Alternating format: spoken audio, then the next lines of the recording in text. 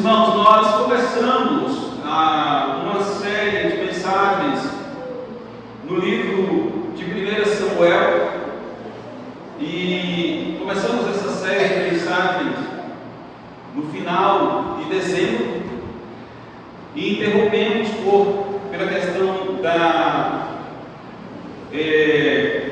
do projeto Pais que Amam, mas hoje nós estaremos retornando. Serão breves reflexões, já visto o nosso tempo pela manhã, ele é um pouquinho mais curto, e nós queremos aproveitar esse tempo para trazer breves reflexões em cima desse livro de 1 Samuel. Portanto, eu quero convidar você a abrir a palavra do Senhor em 1 Samuel, capítulo de número 1, e nós vamos fazer uma reflexão neste livro, 1 Samuel, capítulo de número 1, desse primeiro capítulo. Nós estaremos trazendo um pouco dessa história inicial que 1 Samuel nos apresenta. Nós queremos meditar um pouco acerca dessa passagem. Capítulo 1, a partir do verso 1, diz assim: houve um homem de Ramataim, Zofim, da região montanhosa de Efraim, cujo nome era Eucana, filho de Jeroão, filho de Eliú, filho de Tu, filho de Zufi, Efraimita. Tinha ele duas mulheres, uma se chamava Ana e a outra Penina. Penina tinha filhos, Ana, porém, não os tinha. Este homem subia da sua cidade de ano em ano a adorar e a sacrificar ao Senhor dos Exércitos em Siló. Estavam ali os dois filhos de Eli, Hofni e Finéias, como sacerdotes do Senhor. No dia em que Eucana oferecia o seu sacrifício, dava ele porções deste a Penina, sua mulher, e a todos os seus filhos e filhas. A Ana, porém, dava porção dupla, porque ele a amava, ainda mesmo que o Senhor a houvesse deixado estéril. A sua rival a provocava excessivamente para a irritar, porquanto o Senhor lhe havia cerrado a madre, e assim o fazia ele de ano em ano. E todas as vezes que Ana subia à casa do Senhor, a outra a irritava, pelo que chorava e não comia.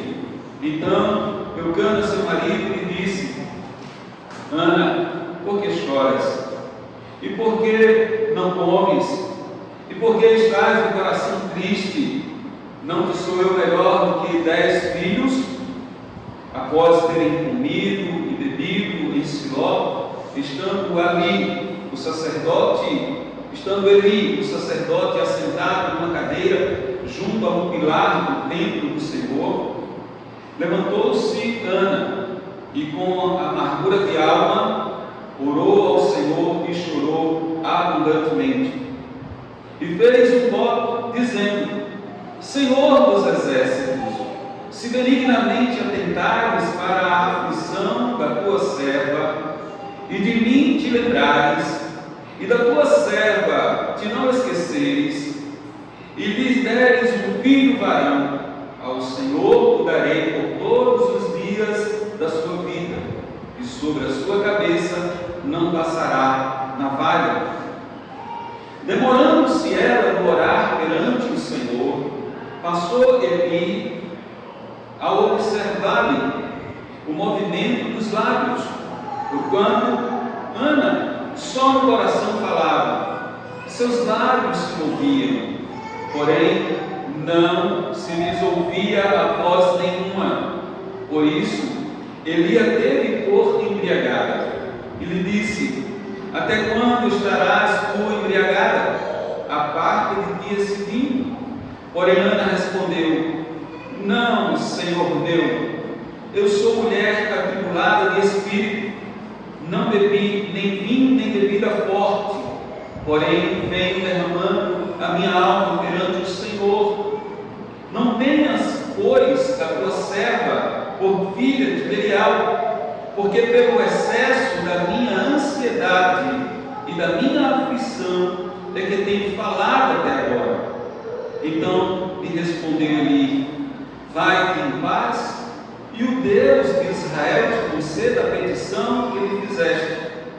E disse ela: ache a tua serva descer diante de ti. Assim a mulher se foi o seu caminho e comeu, e o seu semblante já não era triste. Levantaram-se de madrugada e adoraram perante o Senhor, e voltaram e chegaram à sua casa, a Ramá. Eucana acordou com Ana, sua mulher, e, lembrando-se dela o Senhor, ela concebeu, e passado o devido tempo teve um filho, a quem chamou Samuel, pois dizia: do Senhor o pedi. Vamos orar. Pai Santo, amado, querido, soberano, colocamos diante do Senhor a tua santa palavra, oramos ao Senhor com gratidão no coração, por termos acesso a essa santa palavra nesta manhã. Obrigado, Senhor, que os nossos corações estejam inclinados, as nossas mentes abertas para ouvir a tua voz nesta manhã. Por isso nós te pedimos, ó Deus, que não o homem, mas o teu Santo Espírito, use o teu servo, para que o teu nome seja glorificado e exaltado, para que as nossas vidas sejam edificadas na tua presença, em nome de Jesus. Amém. Meus amados irmãos, nós estamos diante de um texto em que basicamente vai começar a falar um pouco da história de um personagem muito importante nas Sagradas Escrituras, a vida de Samuel. Entretanto, essa narrativa começa falando um pouco da mãe de Samuel, de Ana. Ana, uma mulher que não tinha filhos, e naqueles tempos do Antigo Testamento, uma mulher estéril. Ela era considerada uma mulher fracassada, ela era uma mulher que era rechaçada pela sociedade, porque a esterilidade era uma vergonha social para o marido daquela mulher, uma vez que ela não tinha filhos, e os filhos, naquele momento, naquele contexto, era uma parte muito importante da estrutura, tanto econômica como social, no âmbito familiar. Na verdade, o filho representava também uma fonte de trabalho para a família, e o dever desses filhos era cuidar dos seus pais em sua velhice. Portanto, havia uma profunda importância de uma família ser uma família que tivesse filho. Mas a Ana, ela não tinha filho, e como esposa, uma vez ela não podendo ter filhos, frequentemente essa mulher era obrigada pelos costumes do antigo Meio Oriente a entregar a sua serva para que o seu marido tivesse um filho. É o caso que acontece lá naquela história, quando Sara entrega a sua serva para deitar com Abraão. Portanto, o filho representava algo imprescindível no meio da família. E Eucana, ainda que ele amasse muito Ana, ele sabia dessas limitações. Todavia, mesmo Eucana podendo divorciar-se de Ana, por ela não ter filho e por ela trazer essa vergonha social, ele prefere ficar com Ana, mostrando o seu amor. Ele permanece dedicando a Ana a sua atenção amorosa, apesar de todas as críticas que existiam na sociedade, e apesar da sua outra mulher, a rival de Ana, viver constantemente tentando envergonhá-la e entristecê-la por conta dela não ter filho. Mas o que nós aprendemos aqui, irmãos, com Ana, é que Ana foi muito paciente em esperar no Senhor.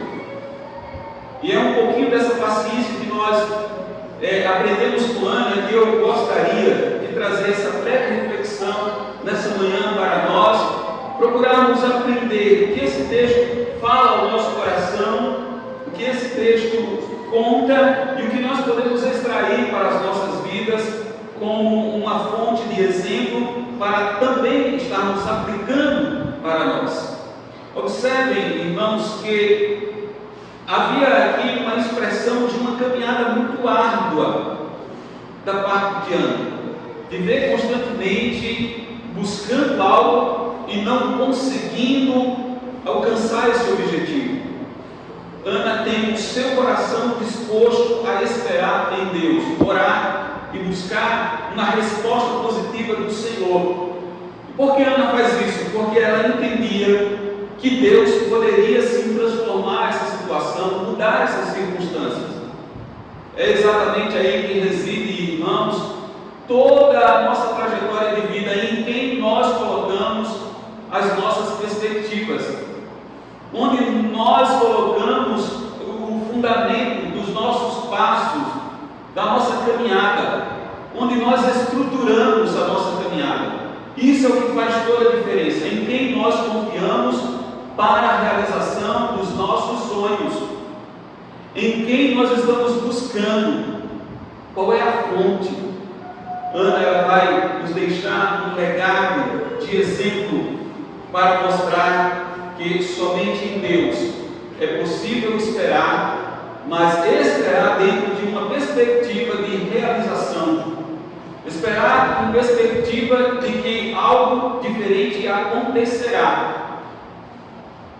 E vamos olhar um pouco, irmãos, e observar aqui algumas características que Ana apresenta dentro desse texto.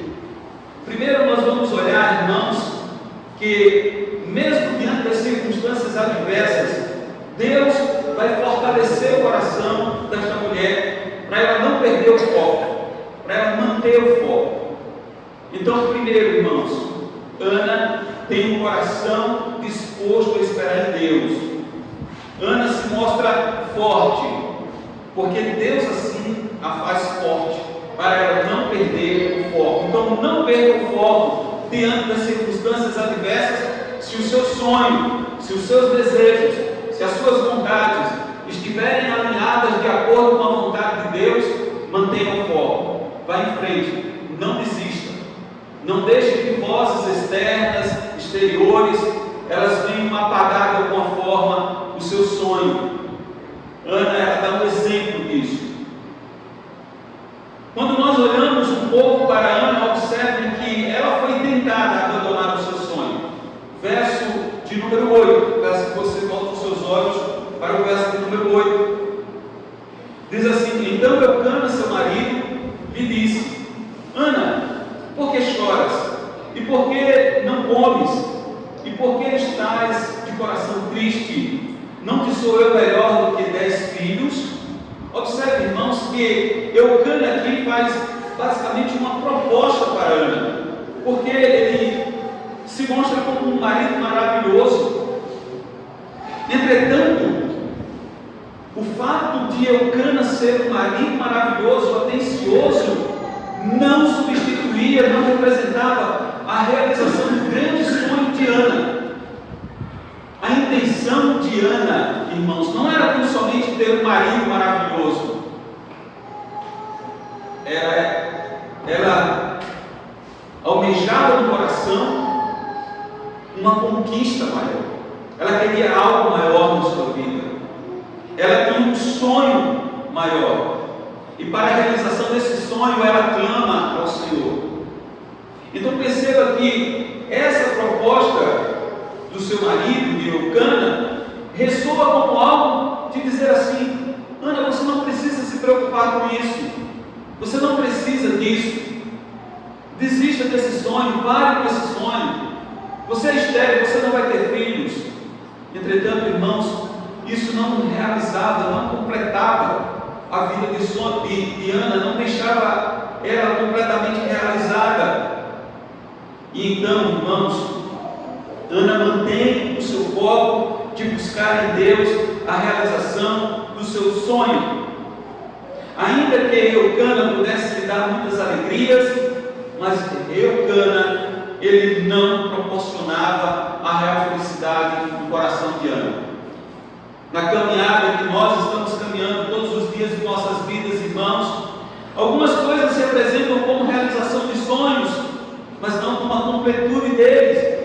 como a representação de uma real felicidade. Por isso, Ana, com a sua perseverança, nos ensina que nós precisamos manter o foco para alcançar os nossos objetivos. Ao olharmos para essa sociedade combalida, caída, trôpega, que troca e que muda constantemente de opinião, irmãos, nós percebemos que muitas pessoas estão trocando os seus sonhos, as suas expectativas, por ofertas ilinguadas, por envolvimentos tolos, por envolvimentos pecaminosos. Quantas pessoas não têm no altar, na sua vida conjugal, têm prometido a esposas, esposos, a mulheres e mulheres aos maridos, aos homens, que serão fiéis até que a morte os separe. Entretanto, nessa caminhada, várias propostas são feitas, e todas elas, muito provavelmente, no caminho do pecado, do dano, e as pessoas trocam o foco, perdem o foco, deixam por qualquer coisa. Quantos pais têm perdido a educação dos seus filhos por não entenderem que precisam manter um contato diário, constante, contínuo na vida deles? Quantas pessoas têm perdido, irmãos, na sua trajetória de vida, o contato real com aquilo que verdadeiramente importa e se empenham por propostas que não valem a pena? Quantas pessoas que se permitem se envolver em tragédias de traição, que trocam a felicidade do amor, da reciprocidade, pela futilidade do adultério? Então nós vamos enxergando, irmãos, que muitas pessoas estão perdendo o foco da sua caminhada. Quantas pessoas começam a trajetória de caminhada cristã, de fé, com toda a afinco, com toda a força, com toda a garra, se dedicando à obra do Senhor, à leitura da palavra, a uma vida de oração, mas com o passar do tempo começam a esfriar, começam a diminuir e começam a se afastar. E daí a pouco essas pessoas não produzem mais para o reino, não são mais aquelas mesmas pessoas fervorosas, não são mais aquelas mesmas pessoas que produzem para o reino, que pregam a palavra, que dão bons conselhos, que participam de reuniões de oração, pessoas que estão dispostas a manter o foco em frente na sua vida espiritual. Irmãos, nós precisamos continuar, assim como Ana continuou sonhando e se dedicando em oração e buscando na presença de Deus para a realização desse sonho. Nós precisamos continuar sonhando como uma família, completamente, toda a família na presença de Deus. Maridos incrédulos sendo transformados, se entregando a Cristo, passando a ser homens de oração, homens que buscam a presença do Senhor. Você precisa crer nisso. Você precisa crer que o seu marido, ele pode sim ser alcançado pela graça divina do Senhor Jesus Cristo. O Espírito Santo pode agir no coração daquele que está distante e trazer para perto. Porque o Senhor, ele transforma, ele muda as circunstâncias. Você precisa acreditar que a sua esposa, ela pode ser transformada, que o seu filho pode se voltar para Deus, que o seu neto pode se voltar para o Senhor em obediência. Você pode acreditar sim que Deus pode realizar sonhos quando estes estão devidamente alinhados com a sua vontade. Porque se pedimos alguma coisa segundo a sua vontade, a Bíblia diz que Ele é fiel para realizar. Portanto, queridos irmãos, não desista de sonhar. Não pare de sonhar. Ao longo dessa caminhada, Ana vai perceber que Deus fortalece o seu coração. Eu quero que você volte os olhos agora para o verso de número 14 e 15, quando diz assim: ele disse: até quando estarás tu embriagada? parte de ti esse vinho.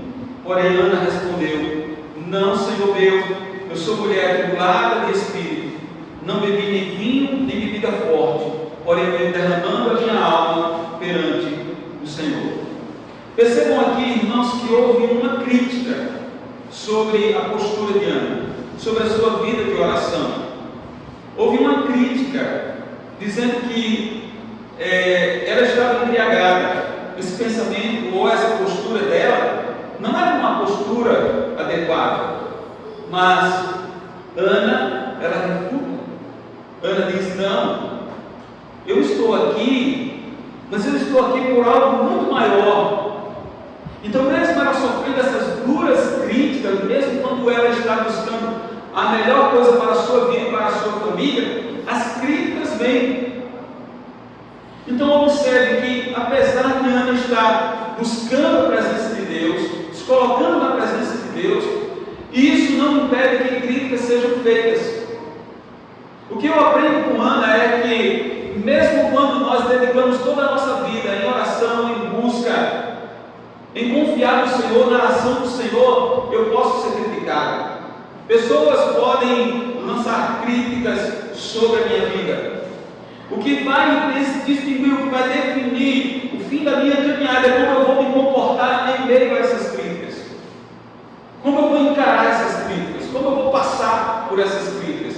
Serão essas críticas que vão deixar que os meus sonhos sejam sucumbidos, sejam eliminados, sejam esfacelados? Não, eu preciso manter o foco. Observe que mesmo em meio às críticas, Deus coloca uma fortaleza no coração de Ana para ela manter aquele objetivo. O que nós precisamos aprender, irmãos, é que nessa caminhada cristã, nós precisamos vencer as críticas, as calúnias, as difamações. E qual é a melhor forma de vencer esses e outros inimigos da nossa fé?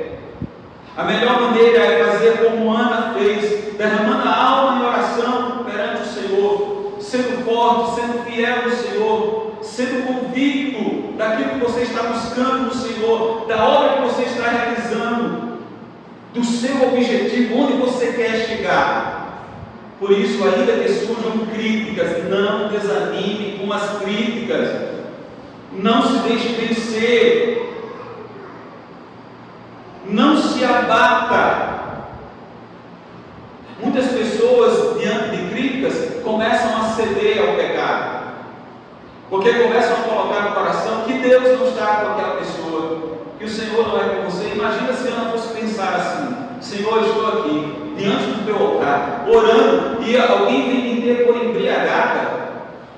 Imaginem se o coração de Ana fosse rebelde o suficiente para dizer: pois então agora eu vou ser embriagada. Como algumas pessoas fazem quando surgem críticas. Alguém está dizendo que assim eu sou, pois então eu vou ser como alguém está dizendo. Não mude o foco. Não perca o foco. Não deixe que as críticas externas mudem o seu interior. Nós precisamos focar nos princípios da palavra de Deus. E princípios é algo que você não negocia, você não pode negociar princípios.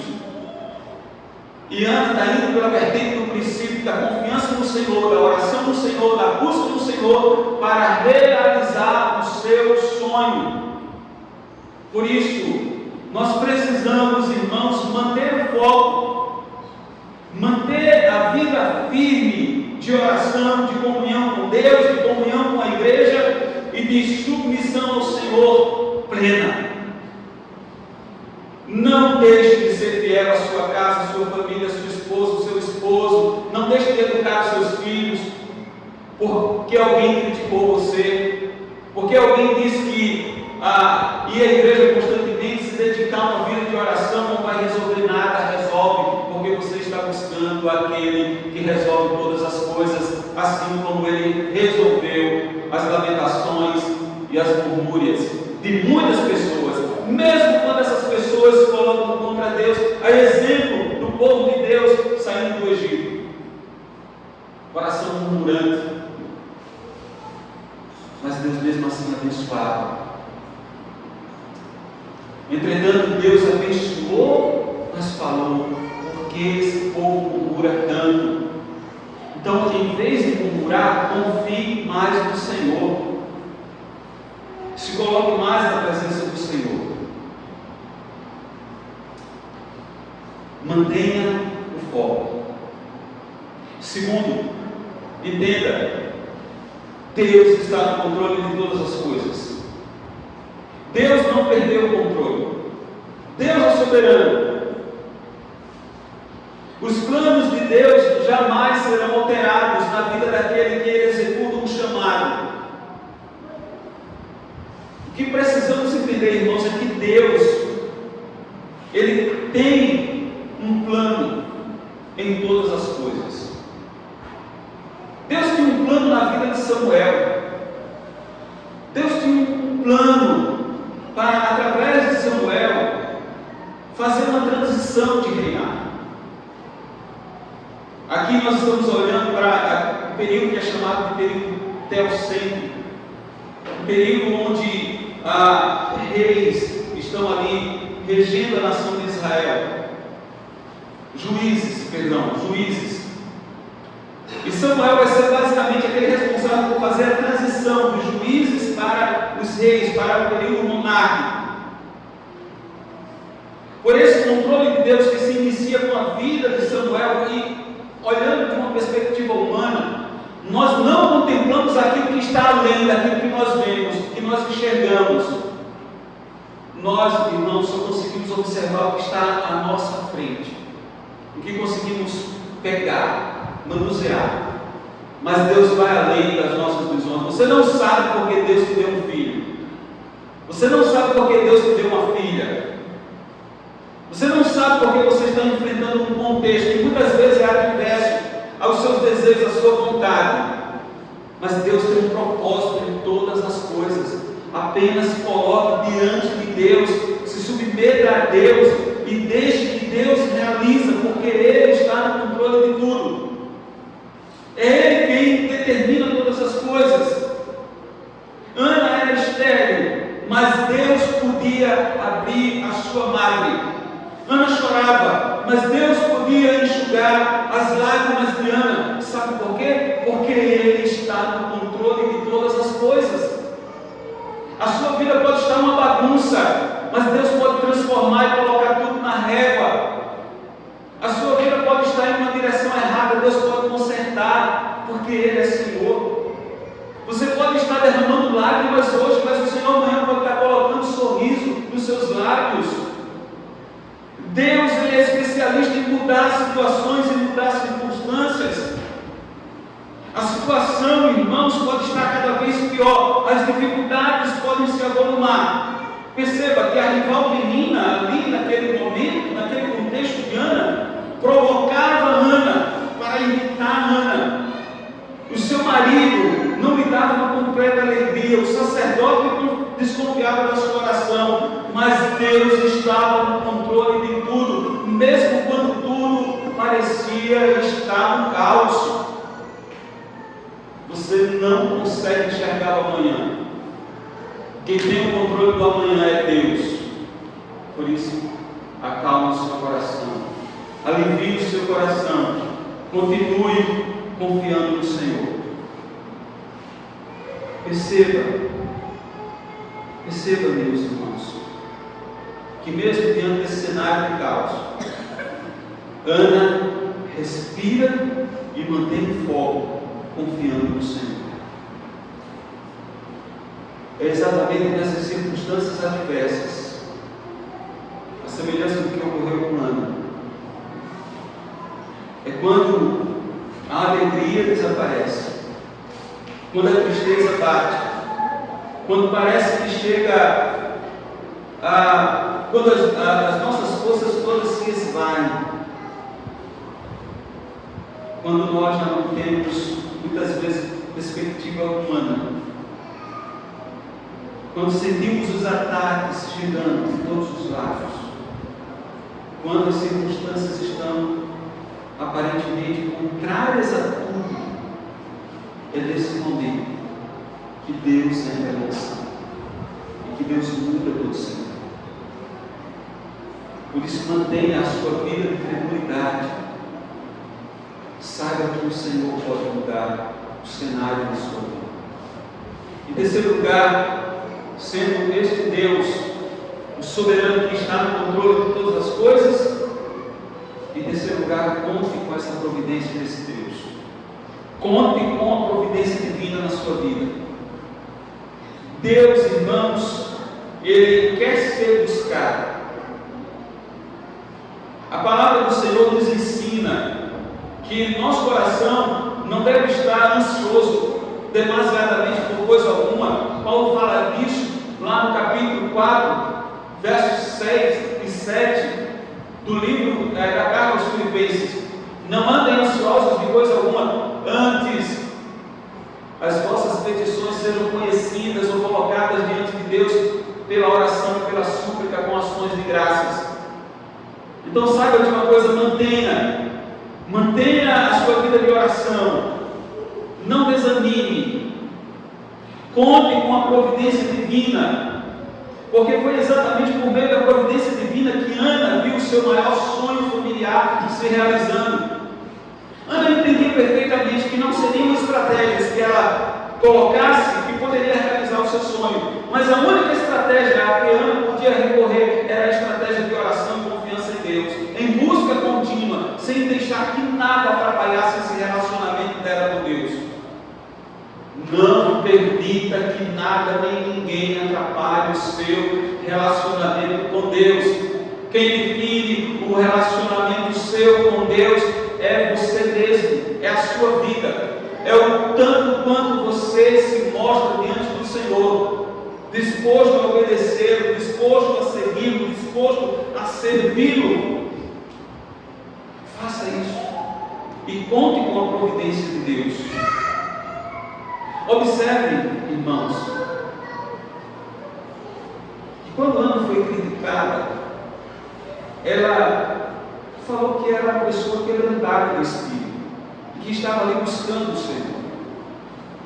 Então, o texto sagrado, mais adiante, vai dizer que Eucana coabitou com Ana, sua mulher, e o texto enfaticamente diz: lembrando-se dela o Senhor, verso 19.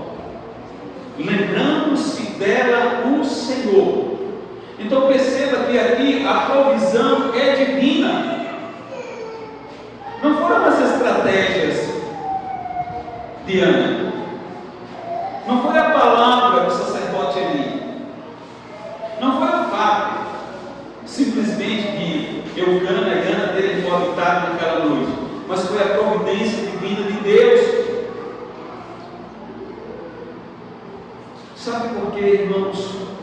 Enfaticamente o texto sagrado diz: lembrando-se dela o Senhor, porque nada substitui a ação de Deus na nossa história. Nada.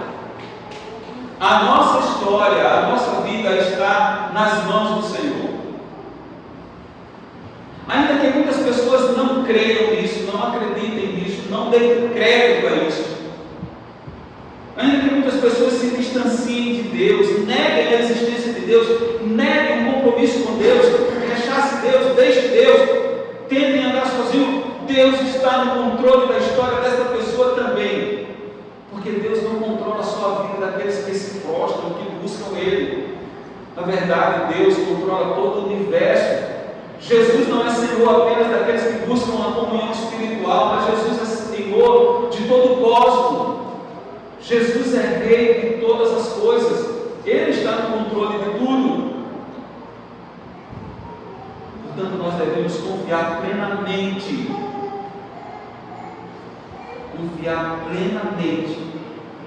na providência de Deus. Observem os versos 1 e 2 do capítulo 2. Capítulo 2 de 1 Samuel.